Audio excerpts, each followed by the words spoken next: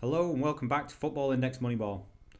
We have another pick of the day video for you today, and we're going to be looking at a 23-year-old right-sided midfielder who's just signed for one of this season's standout teams over the summer transfer window, but hasn't got his chance yet this season, which has led to a decline in price and a good entry point. For the video today, we're going to be taking a look at his international career and how he could be a good option for exposure to the Euro qualifiers and possibly the summer finals. How his versatility led for his new team to pay £20 million for him in order for him to play in his manager's favoured system. And how when he does get his chance to play, he could really benefit from the higher quality of players around him and build on an impressive goals and assists per 90 record.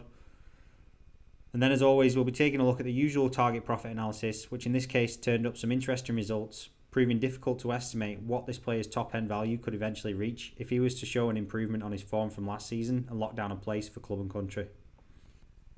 Before we get going, the usual reminder, if you haven't already, don't forget to like, comment and subscribe. It really helps to promote the channel for me.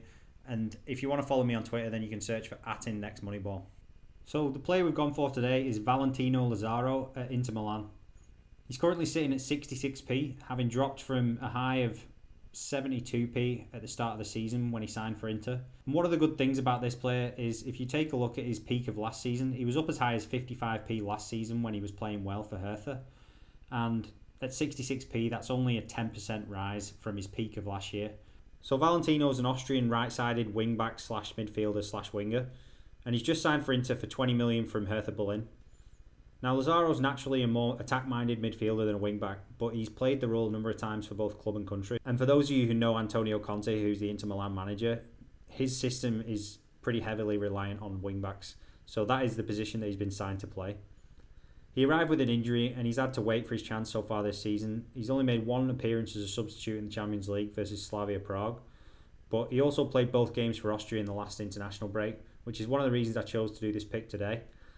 He plays on the right side of an attacking front three for Austria, and he has games against Israel and Slovenia coming up this week, so there's a good chance of some IPDs, but more importantly, if he has a good performance, then the entry price could take a big bump back to what it's been at the start of the season or even higher.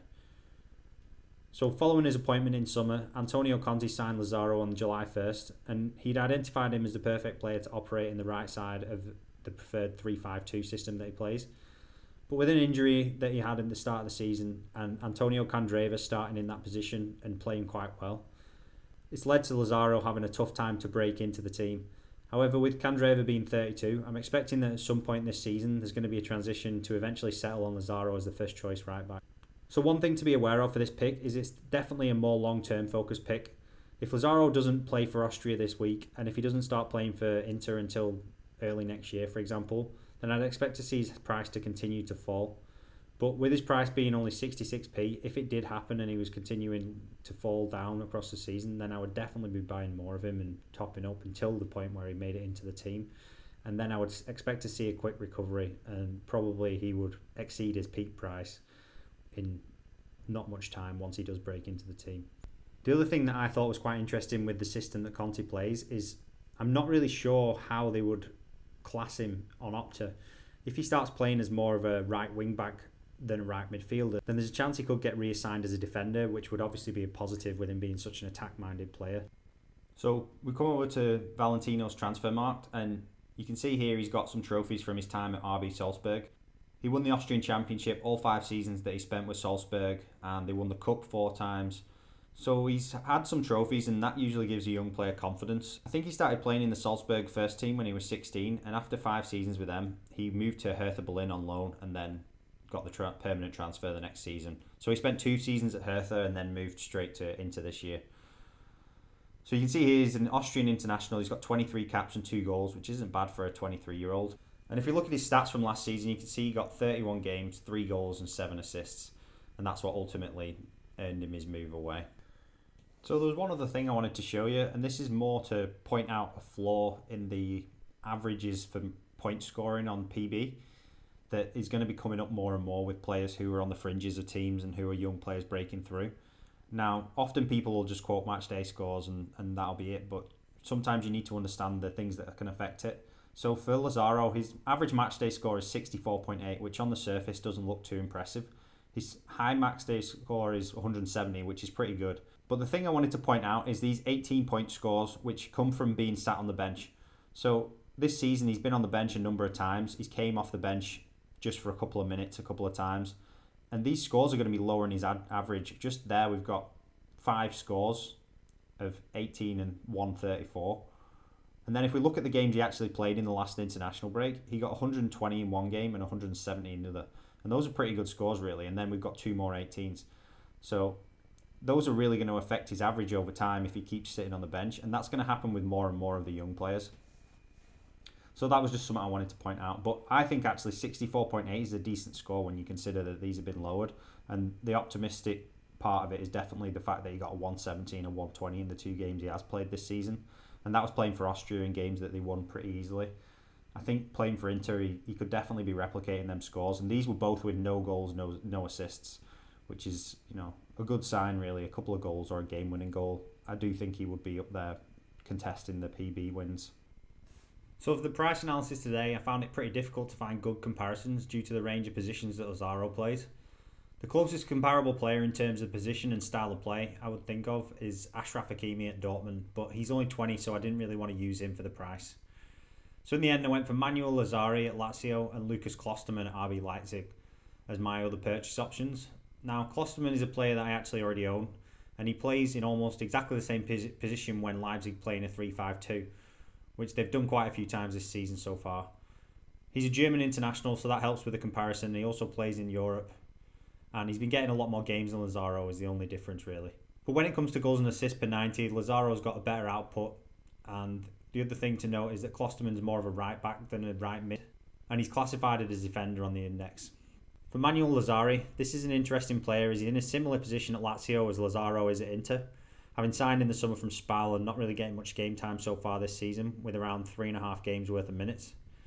He's 2 years older though, and his goal and assist output is only 40% of Lazaro's. I also feel his route to the team is a lot less certain, and he's not an international for Italy, so these are drawbacks despite his much lower price. So for this pick, it was actually a lot closer today in terms of who to pick, but in the end I felt that Lazaro has the potential to really push on with his development in the Inter team under Antonio Conte. So this combined with his already superior goal and assist record swayed me to go for him over the other 2. Again, it's always worth remembering that on the index, the difference between a good solid player and a standout top tier player can be 2 or 3 times the price. So I think Lazaro's got more of a chance of reaching that kind of height once he gets playing. For my low target today, I went for Andreas Pereira at Man United. He's a 23-year-old, also plays on the right side. Hasn't really played much as a wing-back, but it was pretty difficult to find players who play in exactly the same position. He can play through the centre and midfield as well. I think Lazaro would be capable of that, but he's more of a winger. Now, I've watched quite a lot of Pereira, and I'd say with some certainty that Lazaro is a better player in my opinion. But Andreas does have the advantage of playing at Man United and playing in the Premier League, which usually offers a premium. But this season it seems as if the premium for being in the English League is evening out a little bit. Not completely, but it's less of an effect than it used to have. Especially if it's a non-English player or a non-European player. His output for goals and assists per 90 is lower than Lazaro's at 0.32 per 90. And I would say that he would not be considered a guaranteed starter at United once everyone's fit. And he's also Brazilian, so he's not eligible for the Euro qualifiers or the finals. My mid-target, I used Rafael Guerreiro at Borussia Dortmund. This is probably the closest match in terms of position and playing style for Lazaro out of the players that I actually used in the analysis. Guerreiro operates as either a left-back or left mid or a winger for Dortmund and has been the first choice left-back for Portugal. His goal and assist record is 0.26, so again a little bit lower than Lazaro, but he's been getting a decent amount of game time at Dortmund with 8 appearances in all competitions this season. He's classed as a defender on the index, which could be a bit of an advantage if he plays higher up the pitch in some games, but he's also 2 years older than Lazaro. Then for my high target, I went for João Cancelo at Man City. Cancelo again is classified as a defender. He has a slightly higher goals and assist record of 0.46 per 90. He also is now going to be playing in the Prem for Man City, which is an advantage. He plays for Portugal and probably would be considered the first choice right back ahead of Nelson Semedo. Again though, he's 2 years older, and I think if Lazaro could solidify a place for Inter and either maintain or improve on his current goals and assists per 90, and if Inter were to make a deep run into the Champions League and push Juve for the title this season, then I think he would either match or exceed this price due to his age. For the dividends, I chose to leave these all at 0, mainly because I'm unsure of when Lazaro is going to be starting for Inter, and I'm also not sure if he's going to start for Austria, having not played since the last international break. So there could be some short-term losses here, and I don't think there's much chance of any dividends if he doesn't get games, obviously. But if he starts for Austria this week, there's a decent chance he could get an IPD and possibly even some PB if he was to play well and get a couple of goals or something.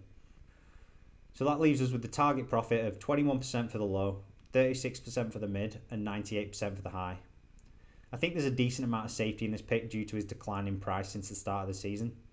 I would expect to see his value up close to the low end price target when he starts a few games for Inter. And then if he was to post a couple of good PB scores, I would be looking at the mid price target in the short term.